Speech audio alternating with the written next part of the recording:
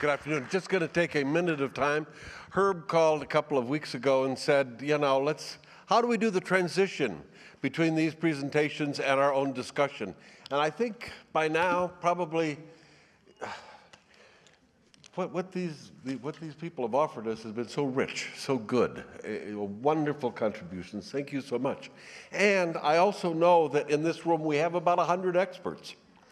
You may not be the best, but we have all been deeply engaged in this stuff. So the question is now, what are we going to do for the next hour? And I talked with Herb and some of the planning committee members, and they said, this is what we really want to get at. And as Herb and I talked about that, two images came up for me that have floated all the way through this afternoon as well. One came up.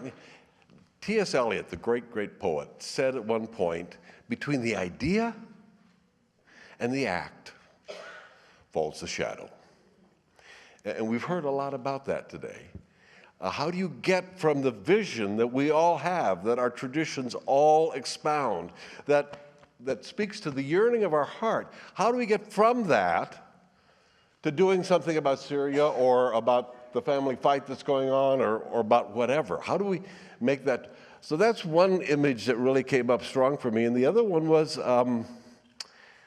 how in the history of peacemaking, there are at least two very distinct threads that I think are critically important. One has to do with social justice.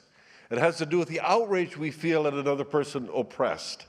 It has to do with the power that's able to get us up out into the streets or to a book or to whatever it is where we can do our best. That's one side of it.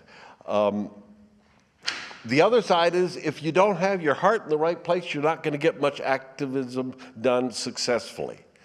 So the question is, and this is a real divide, and it's working at interfaith work for the last 25 years, I've noticed how the social justice people, some of them religious, some of them secular, and the mystic or spiritually oriented folks, two different tracks so much of the time.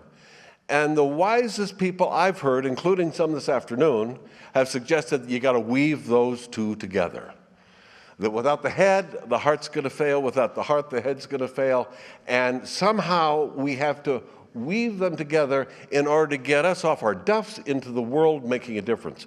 So the idea for the workshops this afternoon was to hear a little bit more from the extraordinary people we've heard already from, and then to give you a chance too to talk about best experiences, about when this has really worked. Do you have a family fight that went on for 3 years and somehow turned? There's a wonderful story about URI in India where the interfaith people went to the Christian folk who had been having a battle for the last 10 years, schism, fights, civil war. And the interfaith people were saying, well, here's some of the skills we've used, and the Church of India was healed.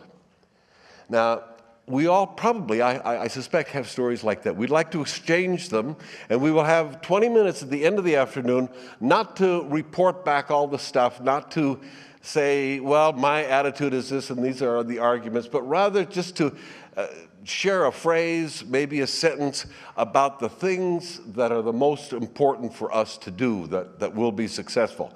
Now, we've had lots of good examples this afternoon of what that's like. We'd like your examples as well, and we will have a chance at the end to share some of those. Thank you, Herb, and thank you for all your people that have put this together. Give it back to you.